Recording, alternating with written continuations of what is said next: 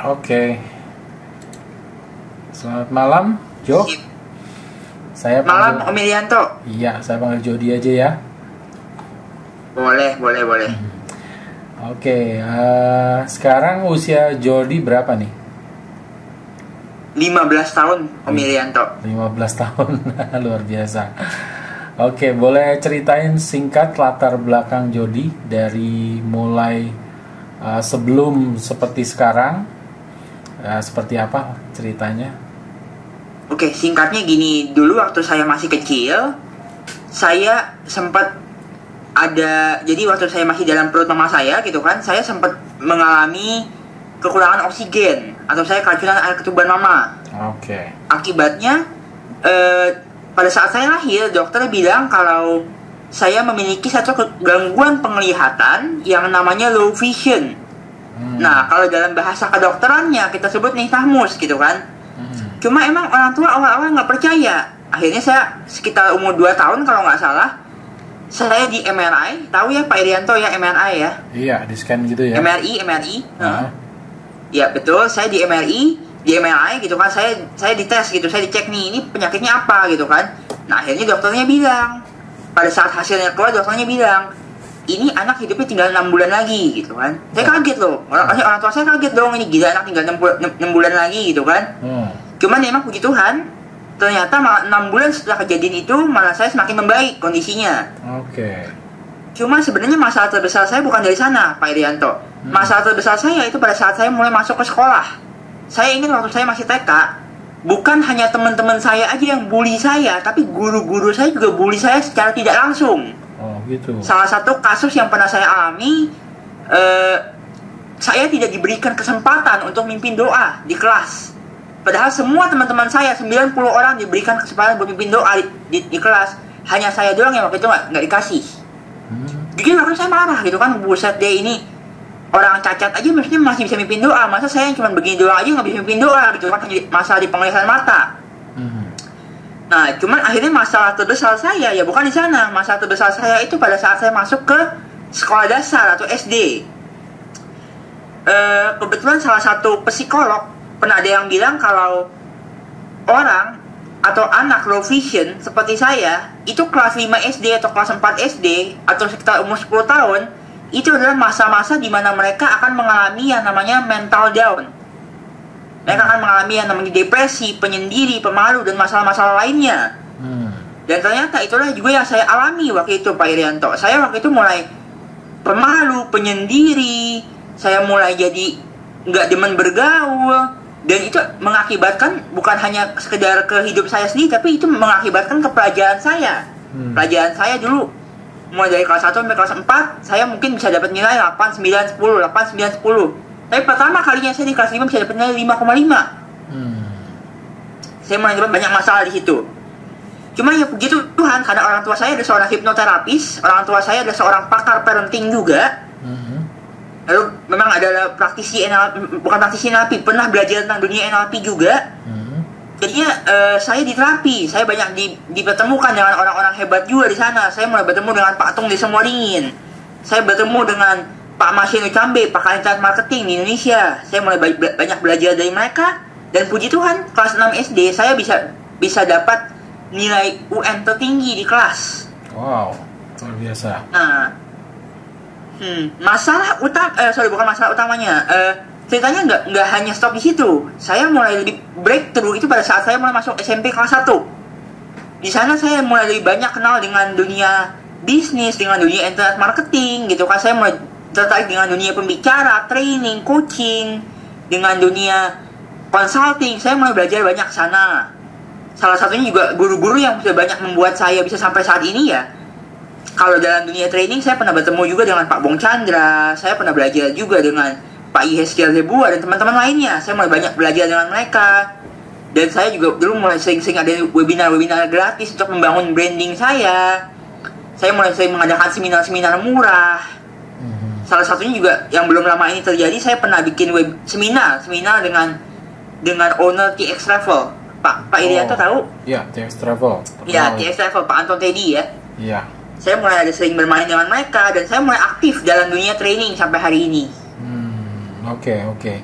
Jadi dari mulai lahir udah mengalami tantangan ya, luar biasa. Tantangan itu banyak sekali. Saya mulai dibully waktu kelas 5 SD itu karena tadi saya penyendiri, saya pemalu, saya otomatis sering dibully. Iya. Saya mulai diremehkan, bahkan saya pada saat saya teman-teman pada ikutan kelas meeting, mereka pada main bulu tangkis, saya dapat pekerjaan paling terhormat gitu. Karena saya cuma nyatet nilai. Oh gitu ya. Cuman ya saya bisa membuktikan bahwa saya bisa breakthrough. Iya, iya. Jadi titik baliknya Joe itu waktu setelah ketemu sama orang-orang yang kayak Tung Desem Waringin segala macam itu ya. Betul. Dan tentunya di sini yang membawa saya bisa tertarik ke dunia sana, yang bisa membuat saya bisa breakthrough itu terutama adalah orang tua, terutama papa. Iya, iya, iya. Kebetulan jadi Joe beruntung sekali punya orang tua yang menguasai juga parenting ya. Luar biasa ya. Parenting dan hipnoterapis, betul. Oke, oke. Jadi kalau sebetulnya yang memotivasi Joe untuk menggeluti bidang ini disebutnya apa sih? Trainpreneur ya. Trainer betul. Trainpreneur itu apa nih yang memotivasi Joe? Intinya karena pengalaman masa lalu ini yang membuat saya tertarik untuk sharing, Pak Irianto. Hobi saya adalah sharing. Cuman saya berpikir, saya nggak mau kalau sharing itu kita hanya, kan pasti kalau kita mau sharing, apalagi mau sharing live seminar, offline training, kan pasti kita butuh biaya untuk transport bolak-balik, betul? Betul. Kita butuh biaya untuk promosi, kita butuh biaya untuk segala macamnya gitu, hanya administrasi dan lain-lain. Nah, saya berpikir gimana caranya biar saya bisa sharing, tapi saya tetap dapat duit. Gimana caranya saya bisa sharing, tapi tetap saya bisa menggunakan sarana untuk jualan. Akhirnya saya berpikir, saya menggunakan training ini untuk saya membuat seminar berbayar, tapi memang berbayar murah. Tujuannya adalah biar saya tetap bisa sharing, manfaat bisa mereka rasakan, tapi saya juga untung. Mereka win, saya juga win. Iya, oke, bagus sekali. Cuma ini yang saya bingung nih, usia 15 tahun kok udah mikir duit gitu. Biasanya kebanyakan yang usia segini mikirnya kan cuma sekolah, main gitu ya. Nah, kok Joe bisa kepikir untuk udah cari duit itu kenapa, Joe? Saya berpikir gini, saya boleh jelasin sedikit tentang ilmiahnya ya, Pak Irianto ya. Iya, silakan. Orang dari usia 0 sampai 20 tahun itu adalah masa-masa di mana mereka akan bermain. Bermain, masih hura-hura, senang-senang dengan teman-teman, itu 0 sampai 20 tahun. Lalu, mulai usia 20 tahun hingga usia 35 maksudnya, itu juga adalah masa-masa peralihan dari bermain ke mulai bekerja gitu kan. Nah, di usia 35 tahun ke atas itu adalah masa-masanya mereka untuk bekerja keras. Karena di sana mereka sudah mulai berkeluarga, betul? Betul. Mereka harus bekerja keras, mereka harus banyak orang bilang P7 kan, pergi pagi pulang malam, penghasilan pas-pasan. Betul. Nah, intinya kalau saya tuh berpikir jangan nunggu sampai saya umur 35 tahun dulu baru saya begitu. Mending saya kerja kerasnya sekarang, saya usahakan segala sesuatu sekarang. Kalau Sabtu Minggu orang-orang mana maunya pada perginya ke mall, mau pada ibaratnya jalan-jalan sama teman-teman, mendingan saya pakai jadwal saya buat ngisi training. Tapi nanti pada saat saya umur 30 tahun, 35 tahun, 40 tahun, saya udah santai. Oke. Bisnis saya udah autopilot. Saya udah punya karyawan yang bisa jalanin bisnis saya. Oke, bagus sekali. Umur 15 sudah mikir sejauh itu ya. Dulu 15 tahun saya masih mainnya PS kali ya. Saya boleh sedikit juga karena memang ada masa di penglihatan ini Pak Yanto. Saya jadi dari kecil termasuk yang nggak demen main game. Karena masalah penglihatan. Sampai sekarang Betul, juga nggak pernah main game ya, sampai sekarang. Sesekali aja, paling main game pun juga hanya nggak bisa tuh main game yang model-model kayak, mohon maaf saya sebut merek ya, kayak Dota itu saya nggak bisa main kayak gitu-gitu. Paling hanya sekedar main yang kayak model-model Flappy Bird aja saya belum bisa main. Oke. Sampai sekarang nih Joe masih masih mengalami gangguan sama penglihatannya. Sejauh ini memang sudah sangat membaik, puji Tuhan sudah sangat-sangat membaik. Namun masih ada kadang-kadang saya kalau lagi jalan-jalan kemana-mana atau ada urusan seminar, training, tetap ada dua alat bantu yang masih saya pakai buat melihat. Kayak kacamata gitu? Saya jujur nggak bisa pakai kacamata, jadi emang nggak tahu kenapa, emang karena masalah di penglihatan saya ini agak sedikit unik, saya bilang agak sedikit unik, jadi kacamata tuh kadang nggak membantu. Oh gitu, ya. Modelnya lebih seperti teropong. Teropong ya, oke, baik. Betul. Nah, Kalau mungkin ini pertanyaannya udah bisa saya tebak, tapi karena sudah saya siapkan pertanyaannya. Jadi Joe merasa yang paling berjasa atas titik baliknya Joe sampai seperti sekarang ini itu siapa, Joe? Orang tua, papa, terutama papa. Papa ya, oke, papa yang selalu kasih semangat, kasih pendidikan dan sebagainya ya. Iya. Dan mama juga, maksudnya mama tuh tipe orang yang kalau lagi bawain saya pokoknya melakukan seminar apa udah kamu ikut, dukung banget. Oke, baik. Nah, kalau di pertanyaan seperti ini, kunci sekarang nih saat ini Joe melakukan apa aja nih usahanya nih di bidang apa aja? Saya intinya mengawali dunia ini sebelum saya masuk ke dunia training. Saya juga salah satunya yang saat ini saya fokuskan itu dunia affiliate marketing. Oke, affiliate ya. Affiliate marketing. Saya jadi dropship, orang bilang dropship produk orang lain, tapi lebih tepatnya saya jual produk-produk digital. Model seperti e-book, tutorial, software ya. Oke. Ya, saya sering lihat Joe di Facebook ya. Kita kan ketemunya di Facebook. Jadi sebagai affiliate ya. Affiliate marketing, affiliate marketer maksudnya. Affiliate marketer. Oke. Selain affiliate juga Joe berarti memberikan training kepada orang-orang ya melalui webinar ya. Webinar saya main juga, lalu saya kadang-kadang sering sharing melalui grup WhatsApp, grup Line itu, jadi saya modelnya seperti chat minar gitu kan. Okay. Saya menyampaikan materinya itu pakai chat. Dan saat ini yang lagi saya mau saya tingkatkan jadwalnya itu untuk live seminar saya. Live seminar. Training langsungnya lah, orang bilang training seminar langsung, seminar live. Tatap muka ya. Yes. Oke. Ini lagi mulai saya tingkatkan jadwalnya. Iya. Minggu lalu saya sempat lihat juga Joe mengadakan acara seminar live ya. Tatap muka ya. Oke, baik. Nah, materi yang diberikan saat untuk training ini apa, Joe? Pertama biasanya internet marketing, berarti affiliate marketing. Oke. Saya jelasin bagaimana caranya, pertama dari apa itu affiliate marketing sampai bagaimana jualan anti ditolak lah. Oh, oke. Itu yang pertama. Lalu yang kedua, saya karena biasanya bermain di dunia copywriting, saya ada sharing juga tentang copywriting. Lalu service excellence. Dan yang keempat, saya juga ada bermain di dunia public speaking. Bagaimana caranya bisa membuat presentasi yang unik dan bagaimana caranya untuk menampilkan bahasa tubuh yang menarik. Itu saya ada main di sana. Lalu yang terakhir, saya sendiri juga bermain di dunia trainer ini sendiri. Jadi siapapun yang mau jadi trainer, saya ngerti cara untuk menjelaskannya. Oke. Jadi tadi saya catat affiliate marketing itu ada materinya ya. Yes. Kemudian untuk menjadi trainer juga ada. Ada juga plus public speaking. Public speaking ya, terus copywriting dan seterusnya ya. Ini bisa dibilang beberapa materi yang nggak semuanya mungkin berkaitan tapi tidak secara langsung gitu. Misalnya affiliate marketing dengan public speaking itu kan nggak terlalu berkaitan langsung ya. Tidak berkaitan okay. Betul. Itu maksudnya terpisah atau jadi satu paket atau gimana, Jo? Tentu terpisah, Om. Karena kita mesti, jadi katakanlah kalau misalnya saya bawain tentang internet marketing, saya misalnya bawa brandnya brand saya sendiri, misalnya gilamembership.com gitu kan. Cuma kalau misalnya saya bawa tentang public speaking atau trainer, saya mungkin bawa brandnya Pak Ongki Hoyanto, guru saya. Ya. Yang waktu itu Jo dapat lisensinya beliau gitu kan. Ya. Dapat sertifikat lisensinya ya dari beliau ya. Betul. Oke. Nah, kalau saya nanya sedikit mengenai affiliate, nggak masalah ya. Ini karena boleh. grupnya kita ada di Facebook yang niche-nya money making online ya. Making money online maksudnya. Money making, betul. Ya.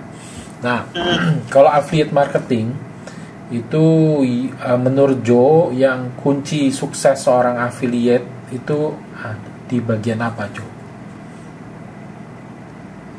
Intinya adalah kita mesti perbanyak sharing. Cuma sharing pun juga mesti sharing ilmu daging. Tujuannya adalah orang itu biar tahu dulu gitu kan. Ini orang nih kayaknya ilmunya nih banyak gitu kan.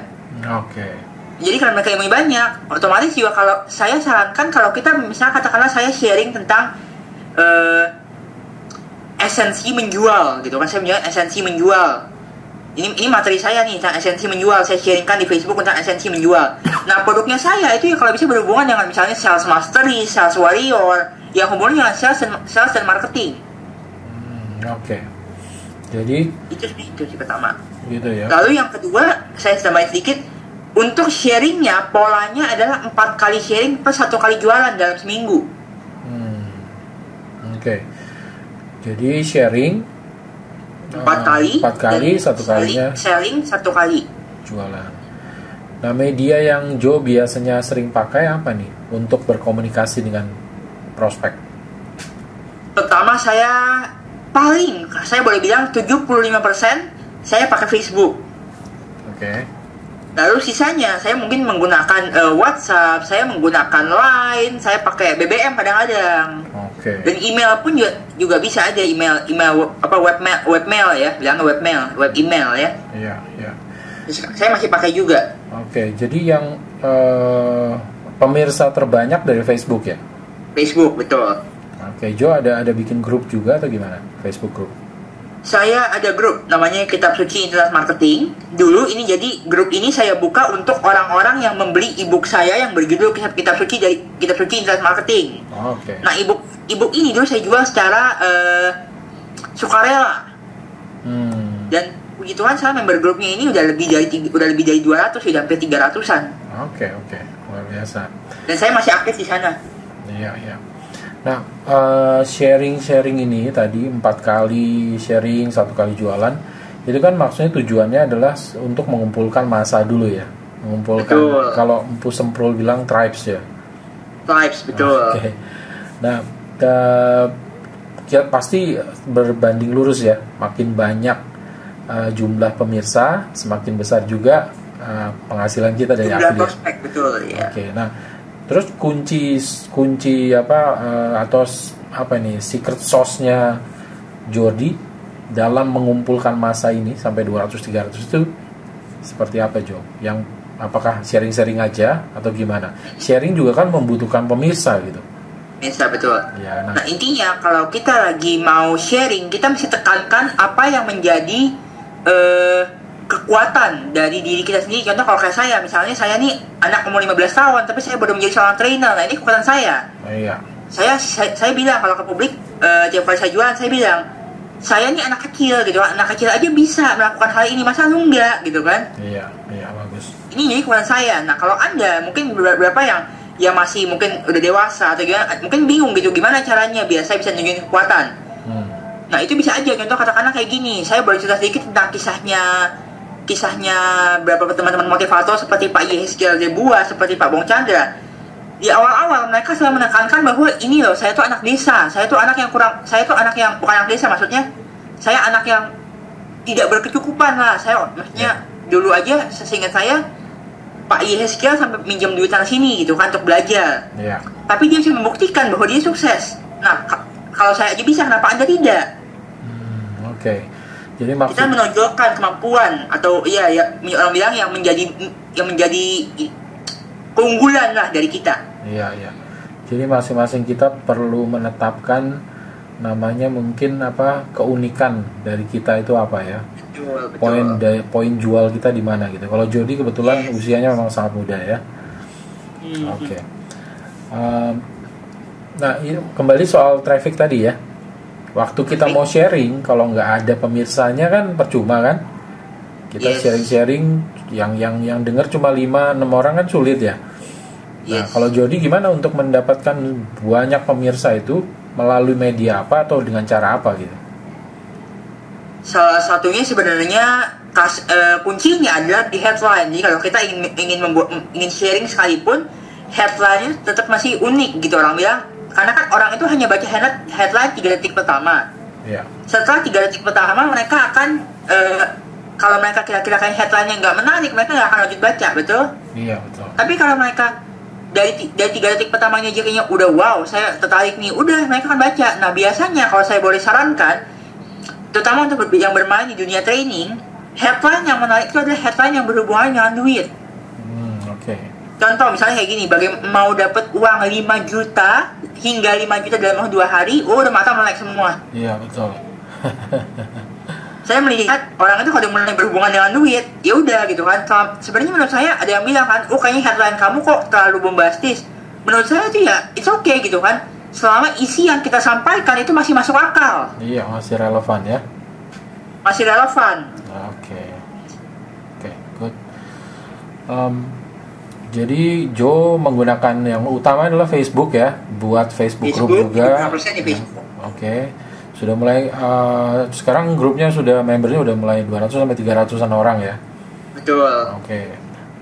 Terus ini memang akan terus ditambah sama Joe ya.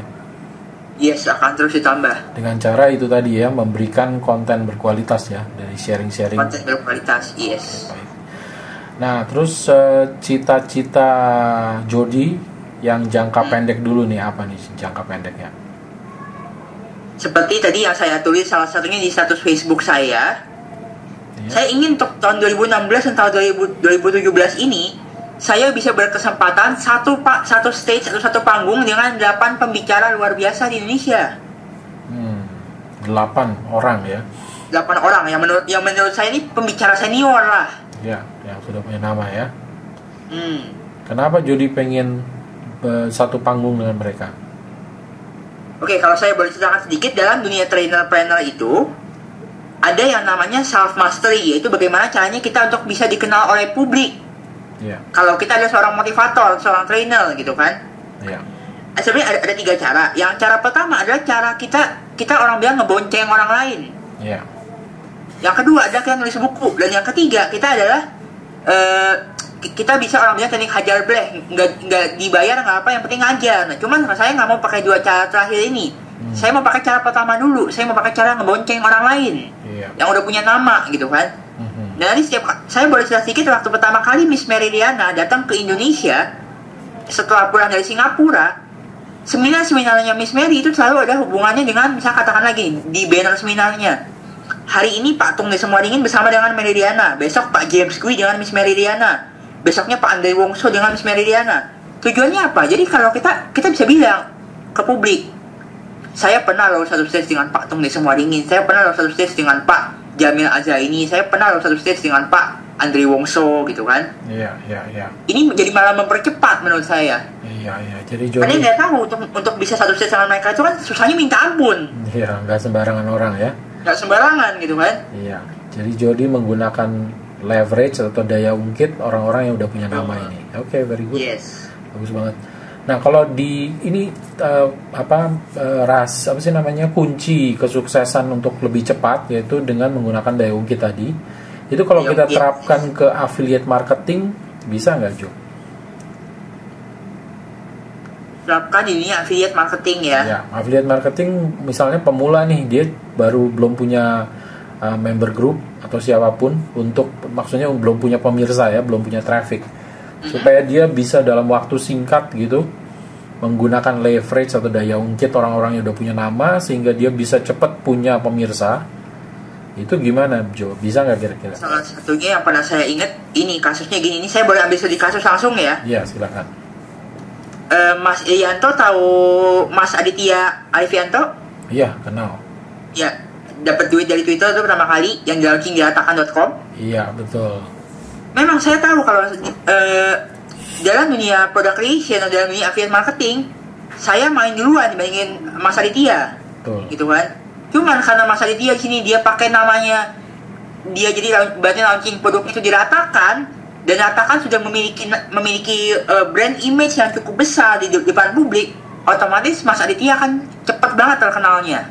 Gitu kan. Okay. Saya mikir nih, apa yang bisa saya bantu untuk Mas Aditya biar saya pun juga dapat untung gitu kan. Ibaratnya memang saya nggak dapat untung secara uang gitu, saya pikir udahlah nggak dapat uang, tapi yang penting saya bisa pertama dapat nama, dan kedua saya bisa dapat list buat persiapan jualan.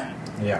Akhirnya saya mikir gini, waktu itu pada saat dapat duit dari Twitter Vol 2 launching, saya bilang ke Mas Aditya, ayo Mas Aditya, buat semua orang yang beli dapat duit dari Twitter volume 2, mau dari link affiliate saya, mau dari link affiliate siapapun, mau tanpa link affiliate, semua dapat ebook saya yang judulnya Kitab Suci dan Marketing.